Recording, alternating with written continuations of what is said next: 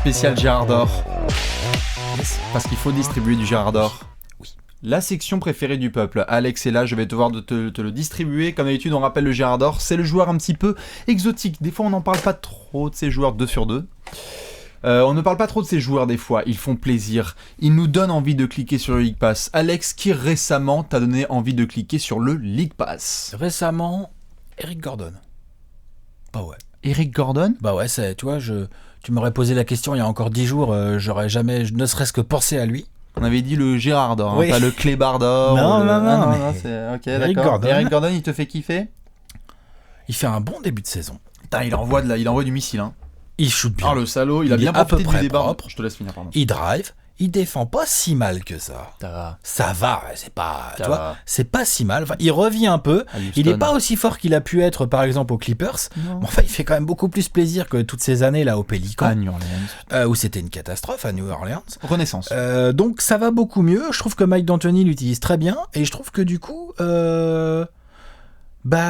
c'est un mec qui te fait kiffer, ouais. Il bombarde bien, c'est parfait pour le système. C'est un vrai client, c'est limite une raison de se demander si tu dois mettre Beverley titulaire quand il revient, quoi. J'allais te mettre on the spot, il revient bientôt là, Beverley. Bah il revient là dans les jours qui viennent. Ouais. Tu le laisses dans le 5 majeur? Bah je me demande si Beverley du coup... Parce qu'il est sorti du banc Eric Gordon là, sur les derniers matchs. Donc en il a fait, été un peu... Eric Gordon peut vraiment faire les deux.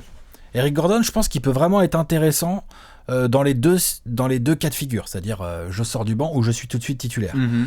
Ce qu'il va falloir voir, c'est dans quel rôle Beverley se sent le mieux. Bon, effectivement, ça serait quand même plus en titulaire. Quand même, ouais. Donc voilà, mais en tout cas, il a le mérite d'obliger à se poser la question. Carte blanche dans l'attaque de Houston, et du coup il bombarde, et c'est vrai que ça fait plaisir à le voir parce il que... crée aussi, il est pas mal. Parce que gros attaquant quand même, on oublie, mais quand son corps le laisse tranquille, le Eric, ça fait plaisir. Et bah écoute, moi je vais te prendre un petit ambiance brésilienne. On va aller se déplacer du côté de Toronto, entre Toronto et le Brésil, pour Lucas Bebe Nogueira. Et ses grands bras. Fait, qui a des bras immenses. Et en fait, on s'était dit au début de saison que le départ de Biyombo, ça allait être trop chaud pour Toronto. On se demandait s'il allait y avoir un mec qui allait pouvoir protéger la raquette, parce que Valanciunas, on était là genre bon, c'est un petit peu tendu, bien pour l'attaque mais chaud pour la défense.